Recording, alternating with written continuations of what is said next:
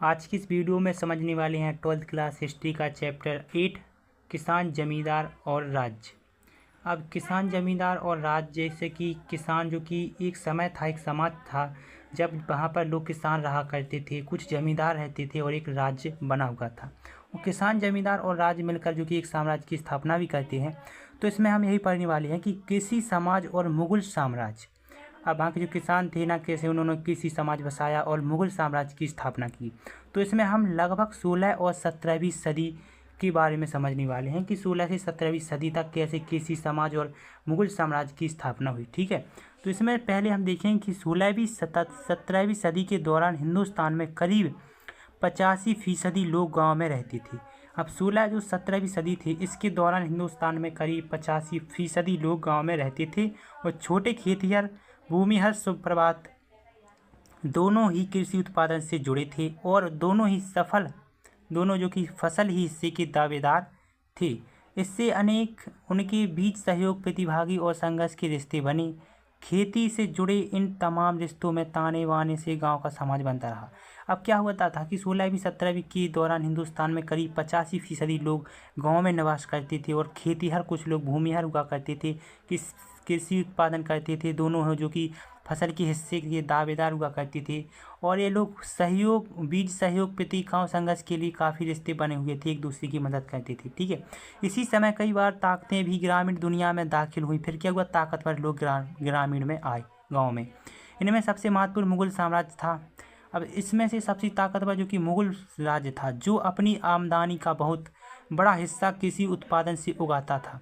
अब जो कि एक मुगल साम्राज्य था जो कि कृषि से काफ़ी बड़ा हिस्सा उत्पादन करता था। राज्य के नुमाइंदे राजस्व निर्धारण करने वाले, राज्य वसूली करने वाले, हिसाब रखने वाले, जो कि ग्रामीण समाज पर काबू रखने की कोशिश करते थे। अब जो राजस्व वसूली करने वाले किसान, जो हिसाब रखने वाले, ग्रामीण समाज पर काबू रखने की कोशिश करते थे। जो किसान हुआ करते थे तो उन पर वसूली का कार्य करते थे, वसूल करने के लिए कर लगाते थे, उससे कई सारे रुपए मांगते थे किसानों से।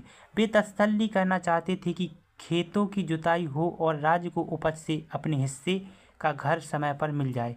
चूँकि कई फसलें बिक्री के लिए उगाई जाती थी तो इसीलिए व्यापार, मुद्रा और बाजार भी गांव में घुस आए और इसमें खेती वाले इलाके शहर से जुड़ने लगे। फिर धीरे धीरे जो कि शहर के जो लोग आने लगे वहाँ पर, और यहाँ पर जो कि व्यापार, मुद्रा, बाजार भी गाँव में घुस आए, जो कि व्यापार बाजार भी होने लगा, मुद्रा का गमन भी होने लगा। इससे खेती वाले इलाके जो कि शहर से जुड़ने लगे। फिर धीरे धीरे जो कि खेती वाले जो कि शहर से जुड़ने लगे और एक मतलब साम्राज्य बनने लगा धीरे धीरे। ठीक है, अब जो पहला टॉपिक है हमारा जो कि किसान और कृषि उत्पादन। किसान और कृषि उत्पादन, ठीक है। तो खेतीहर समाज की बुनियादी इकाई गाँव थी और जिसमें किसान रहती थी। अब किसान थी ना, जो किसान थे वे कैसे कृषि करती थी, उनका उत्पादन कैसे करते थे। तो खेतीहर समाज की बुनियादी इकाई गाँव ही थी जिसमें किसान रहती थी। किसान साल भर अलग अलग मौसम में वो तमाम काम करते थे जिनसे फसल की पैदावार होती थी। तो अलग अलग मौसम में वो तरह तरह की फसलें उगाती थी, जैसे कि ज़मीन की जुताई, बीज बोना और फसल पकाने पर उनकी कटाई। इसके अलावा भी उन वस्तुओं की उत्पादन में भी शरीफ रहते थे, कृषि आधारित थे, जैसे कि शक्कर इत्यादि, तेल इत्यादि। तो खेतीहर जो किसान हुआ करते थे, खेती करते थे, तरह तरह की फसलें उगाते थे। इसके अलावा और भी कई सारे जो कि कार्य किसानों द्वारा किए जाते हैं, जैसे कृषि आधारित शक्कर, तेल इत्यादि का कार्य करना, बनाना। ठीक है, लेकिन सिर्फ मैदानी इलाकों में बसे किसानों की खेती ही ग्रामीण भारत की खासियत नहीं थी। कई ऐसे क्षेत्र भी थे, जैसे कि सूखी जमीन के विशाल हिस्सों से पहाड़ियाँ वाले इलाके, जहाँ उस तरह की खेती नहीं हो सकती थी। जैसे कि ज़्यादा उपजाऊ ज़मीन पर इलाके अलावा भूखंड का एक बहुत बड़ा हिस्सा जंगलों से घिरा था।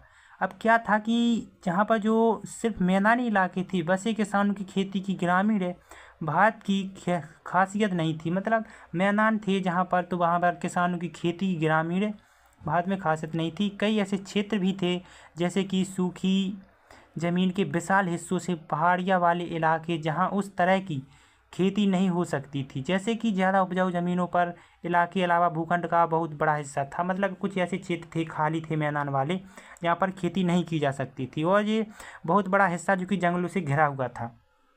स्रोतों की तलाश। तो अब स्रोत क्या थे किसानी के, जो कि करने के तरीके, स्रोतों की तलाश कैसे की। तो चूँकि किसान अपने बारे में खुद नहीं लिखा है कि इसीलिए ग्रामीण समाज के क्रियाकलापों की जानकारी हमें उन लोगों से नहीं मिलती। खेतों में काम करते थे। नतीजन 16 और 17वीं सदियों के किसी इतिहास को समझने के लिए हमारे मुख्य स्रोत वे ऐतिहासिक ग्रंथ व दस्तावेज हैं जो मुगल दरबार की निगरानी में रखे गए थे। अब क्या था कि जो स्रोत की तलाश थी कि किसान ने खुद नहीं लिखा था कि हमने कैसे खेती की, क्या सब कुछ हमने इस प्रकार से खेती की, कैसे करते थे। तो हमें कुछ उन लोगों से पता चलता है जो किसी के बारे में समझते, जिन्होंने इतिहास के बारे में कुछ लिखा है, और ऐतिहासिक ग्रंथों से हमें उस समय की खेती के बारे में जानकारी मिलती है। सबसे महत्वपूर्ण ऐतिहासिक ग्रंथ में एक था IN अकबरी। अब सबसे जो कि महत्वपूर्ण ऐतिहासिक ग्रंथ थे उसमें से एक IN अकबरी, जिसे अकबर के दरबार इतिहासकार अब्दुल फजल ने लिखा था। IN अकबरी जो कि एक ग्रंथ था ऐतिहासिक, जो कि अब्दुल फजल ने लिखा था। खेतों की नियति जुताई की तसली करने के लिए राज्य के नुमाइंदों द्वारा करों की उगानी के लिए और राज्य व ग्रामीण सत्तापोदा यानी कि जमीनों के बीच के रिश्ते के नियमन के लिए जो इंतजाम राज्य ने किया उसका लेखा जोखा इस ग्रंथ में बड़ी सावधानी से पेश किया गया था। अब क्या था, खेती करने का कौन सा तरीका था, राजाओं द्वारा कुछ कार्य किया जाता था, कुछ सहायता दी जाती ग्रामीणों के लिए, किसी के लिए जो कुछ भी लेखा जोखा था जुताई कार्यों के लिए, वो सब जो कि दरबारी इतिहासकार अब्दुल फजल ने IN अकबरी में लिखा था। ठीक है। IN का मुख्य उद्देश्य अकबर के साम्राज्य का एक ऐसा खासा पेश करना था जहां एक मजदूर सत्ताधारी वर्ग सामाजिक मेल जोल बना कर रखता था। IN के लेखक के मुताबिक मुगल राज्य के खिलाफ कोई बगावत या किसी भी किस्म की स्वायत्त सत्ता का दावेदारी का असफल होना पहले से ही तय हुआ करता था। अब दूसरों शब्दों में किसानों के बारे में जो कुछ भी हमें IN से पता चलता है कि वह सत्ता कैसे की ऊंची गलियारों का नजरिया है, मतलब जो कि IN अकबरी के अनुसार पता चलता है कि कैसे जो कि किसानी की जाती थी, किस प्रकार से लोग रहते थे, राजाओं के प्रति कैसा उनका आश्रय था, व्यवहार था, कैसी किसानी की जाती थी, और सत्ता के ऊंचे जो कि गलियारों का जो कि नजरिया हुआ करता था, ऊंची सत्ता हुआ करती थी। खुशकिस्मती से IN की अकबरी के साथ साथ हम उन स्रोतों का भी इस्तेमाल कर सकते हैं जो मुगलों की राजधानी से दूर के इलाकों में लिखे गए थे। अब क्या था कि जो खुशनसीबी से IN अकबरी के जो उनके साथ साथ हम उन स्रोतों का जो कि इस्तेमाल कर सकते हैं जो कि मुगलों की राजधानी से काफ़ी दूर जो इलाके बसे हुए थे, उन सबको भी हम देख सकते हैं। इनमें शस्त्र और 18वीं शताब्दियों के गुजरात, महाराष्ट्र और राजस्थान से मिलने वाले वे दस्तावेज शामिल हैं जो सरकार की आमदनी की विस्तृत जानकारी देते हैं। इसके अलावा ईस्ट इंडिया कंपनी के बहुत सारे दस्तावेज भी हैं जो पूर्व भारत में किसी संबंधों का उपयोगी का खास पेशा करते हैं। ये सभी स्रोत किसानों, जमींदारों और राज्य के बीच तने झगड़ों को दर्ज करते हैं। लगे हाथ ये स्रोत ये समझाने में हमारी मदद करते हैं कि किसान राज्य को किस नज़रिए से देखते थे और राज्य से हमें कैसे न्याय की उम्मीद हुआ करती थी। अब कुछ इस प्रकार से यहाँ की जो राज्य सत्ता हुआ करती थी, लोग किसान जो कि रहा करते थे, तो उस IN अकबरी में सब बताया गया है कि कैसे जो कि खेती की जाती, कौन कौन सा तरीका किसी का रहता था, और लोगों और ज़मींदारों और किसानों के प्रति क्या क्या राजा का रवैया था, वहाँ के किसानों को जो कि न्याय मिलता था कि नहीं मिलता था, किसान राज का नज़रिया क्या था, उनका नज़रिया देखने के लिए, और उन्हें कैसे न्याय मिलता था, न्याय की उम्मीद कैसे थी, यह सब कुछ जो कि हमें IN अकबरी में देखने को मिलता है, जो कि अकबर के दरबारी जो कि अब्दुल फजल ने इसकी रचना की थी, लिखा था। हम देखते हैं अब किसान और उनकी ज़मीन कैसी थी। तो किसान थे ना, उनकी जो ज़मीन हुआ करती थी वे कैसी थी। तो मुगल काल के भारतीय फारसी स्रोत किसान के लिए आमतौर पर रेयत या मुजरिया शब्द का इस्तेमाल करती थी। साथ ही हमें किसान या आसानी जैसे शब्द भी मिलते हैं। अब जो मुगल काल की जो भारतीय फारसी स्रोत किसान के लिए आमतौर पर रेयत, अब जो खेती हुआ करती थी तो उसे रेयत या मुजरिया शब्द का इस्तेमाल करते थे कहने के लिए, और साथ ही हमें किसान या और आसानी जैसे शब्द भी देखने को मिलते हैं। 17वीं सदी के स्रोत दो किस्म के किसानों की चर्चा करते हैं, खुद कसत व पही कसत। अब खुद कसत और पही कसत क्या होते हैं। तो पहले किस्म के किसान वे जो कहीं गांव में रहते थे, उनमें उनकी ज़मीन थी। दूसरे पही कसत वे खेतिहर जो दूसरे गांव में ठहरे पर खेती करने आते थे। लोग अपनी मर्जी से भी पही कसत बनती थी। मतलब पही कसत और खुद कसत क्या करती थी, जिनकी खुद की ज़मीन हुआ करती थी तो उसे खुद कसत कहती थी। अब पही कसत क्या थी, वह लोग हुआ करते थे, वह किसान थे पही कसत, जिनकी दूसरे गाँव में ज़मीन हुआ करती थी और वह खेती करते थे तो उसे हम पही कसत कहते हैं। अब पही खुद कसत खुद की ज़मीन होती थी और पही कसत दूसरे गाँव में ज़मीन होती थी और किसान करती थी। ठीक है, अब दूसरे जो कि पही कसत जैसे कि खेतीहर थे जो दूसरे गाँव में ठेके पर खेती करती थी उसे पही कसत कहती थी। लोग अपनी मर्जी से भी पही कसत बनते थे।